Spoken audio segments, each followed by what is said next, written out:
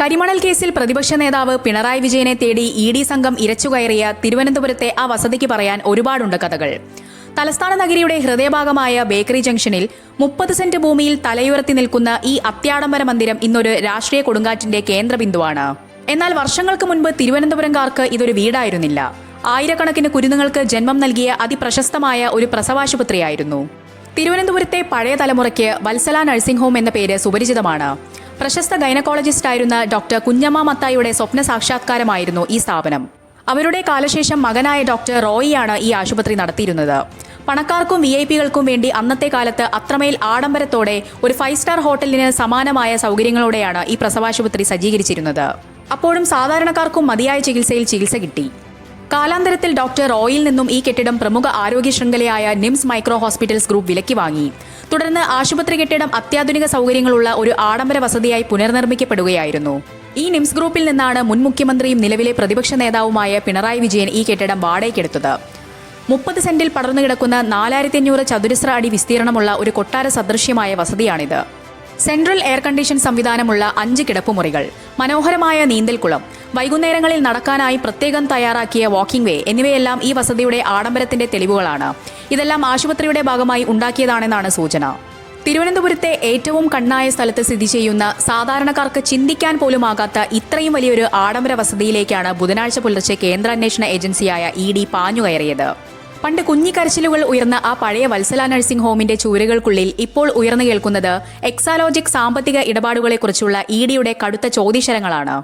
തൊട്ടടുത്ത ദിവസം വരെ കോടതികളിൽ നിന്നും നിയമപരിരക്ഷ നേടി സുരക്ഷിതമായിരുന്ന ഈ വാടക കൊട്ടാരത്തിന്റെ കവാടങ്ങളാണ് ഹൈക്കോടതി വിധി വന്നതോടെ ഇ.ഡിക്ക് മുന്നിൽ തുറക്കപ്പെട്ടത്. വരും ദിവസങ്ങളിലും കേരള രാഷ്ട്രീയത്തിന്റെ ചർച്ചകൾ ഈ ബേക്കറി ജംഗ്ഷനിലെ വസതിയെ ചുറ്റിപ്പറ്റിയായിരിക്കും എന്നതിൽ തർക്കമില്ല.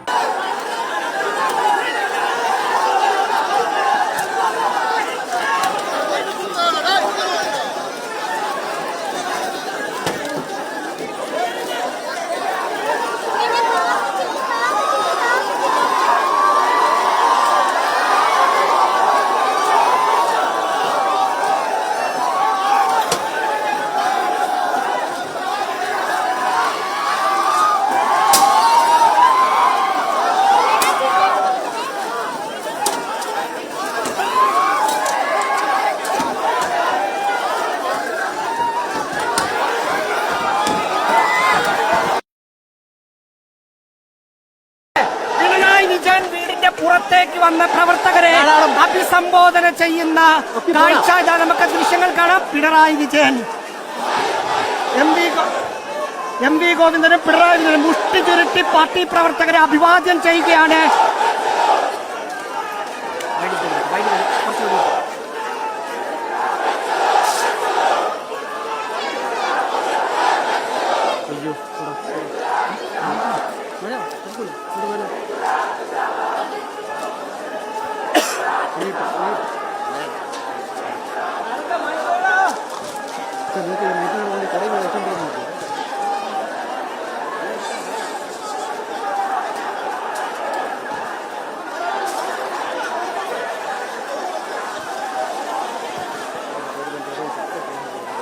ബൈക്കിലേക്ക് കൂടെ എടുത്തിട്ട്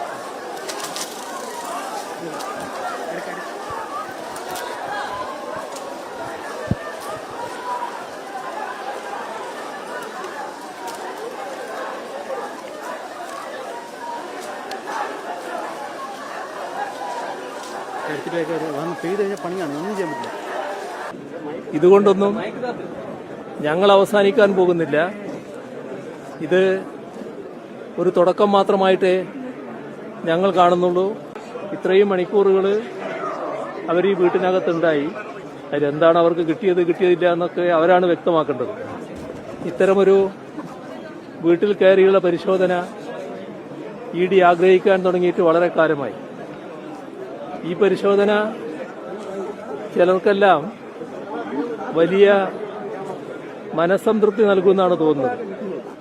പ്രത്യേകിച്ച് രാഹുൽ ഗാന്ധിയെ പോലെ ഒരാൾക്ക്. കാരണം എന്തുകൊണ്ട് പിണറായി വിജയന്റെ